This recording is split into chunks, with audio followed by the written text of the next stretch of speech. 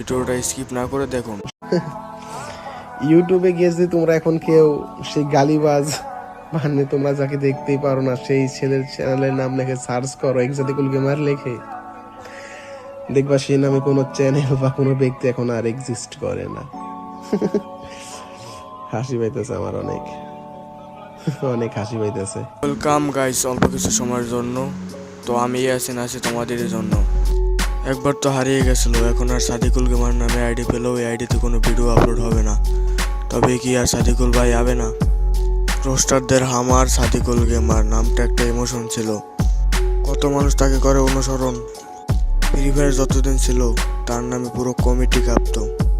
বোঝই তো গেইনের দালালদের ভাবতো, বোঝই তো সে এমন ছিল, সে একটা কথা বললে কিছু কিছু মানুষের জবান বন্ধ হয়ে যেত। এখন সাদিকুল ভাই 8 মাস ধরে কোনো ভিডিও আপলোড দেয় না।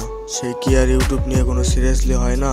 এখন তার চ্যানেলে একদমই ভিডিও নাই। আমাদের মনে হাজারো প্রশ্ন ঘুরপাক খায়। তো সেই নিয়ে কথা বলবে আমাদের অ্যাডভান্স ভাই। তো চলো লেটস গো।